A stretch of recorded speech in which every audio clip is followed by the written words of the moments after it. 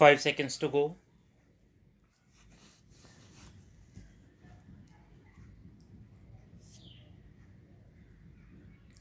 Start. On behalf of the government and the people of India, I extend a most cordial welcome to all of you. We appreciate the spirit in which you have accepted our invitation for, in spite of the difficulties imposed by distance and by preoccupations in your own countries, you have responded to our call. I also wish to place on record my thanks to UNESCO for having acceded to our request to hold its first Asian seminar in our country and extending to us assistance and cooperation in all possible ways. You have met here today to discuss what is perhaps the most important and vital problem for all Asia: the welfare, progress, and prosperity of any state depends upon the quality of its citizens, and this in turn depends upon the education which molds their character and shapes their thoughts. A sound system of education is important for all countries. It is still more important for the countries of Asia. Here we are witnessing a new awakening after centuries of slumber and inactivity. The past glorious traditions of the Asian countries demand that this new awakening must bring to the world a new message, even as our ancient civilizations sent forth to the farthest corners of the globe, for Asia gave to the world its religions, philosophies, cultures, and civilizations.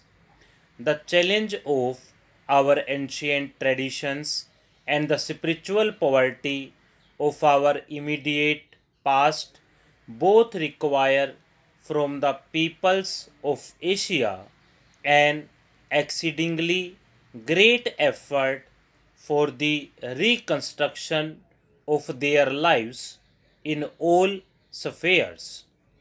This involves a basic reconstruction of our modes of education, for without such education we cannot fulfill our hopes. Ours is essentially a democratic age, and the spirit of equality, fraternity, and liberty is sweeping over all the peoples of the world. The Asian countries must reconstruction their polity and their society in conformity with this spirit. It is universally recognized today that education of the future citizens is one of the prime duties of the state. On such education depends our prosperity and welfare.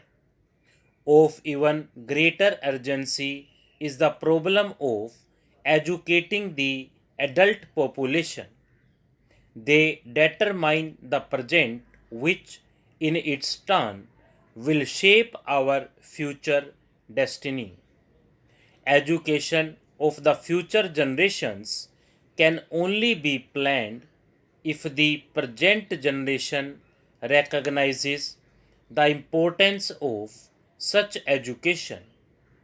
material prosperity, or spiritual welfare cannot be achieved unless the citizen of today accepts the challenge.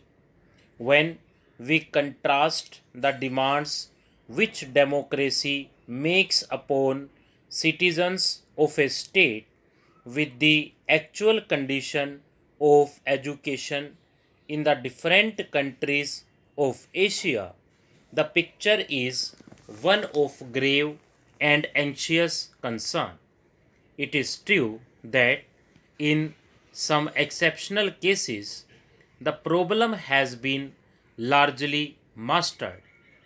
We have Japan, which, according to figures available in 1996, has a literacy figure of 99% and illiteracy of only 1%. Lebanon in the Middle East is also reputed to have a high literacy figure. In 1995-96, literacy in Turkey was 60% in the towns and 40% in the villages.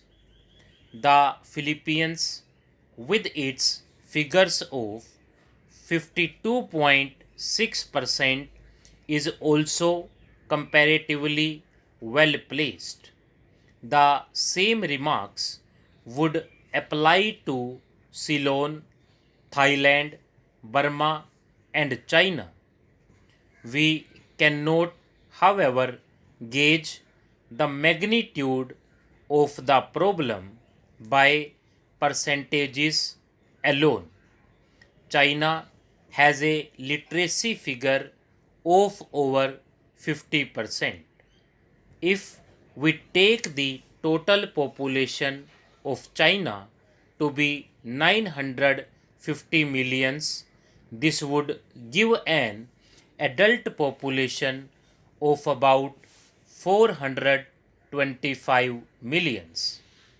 It is unlikely that the percentage of literacy will be the same for adults as for children and adolescents.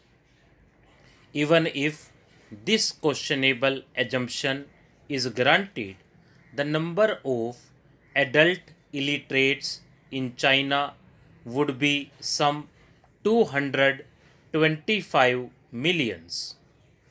If we take the figures for India, we find that in pre partition India, the total number of literates according to the 1941 census was 37 millions, assuming that the number of adult literates is about 40% of the total number of literates. This gives a figure of a little over 15 millions. This refers only to the pre-partition Indian provinces.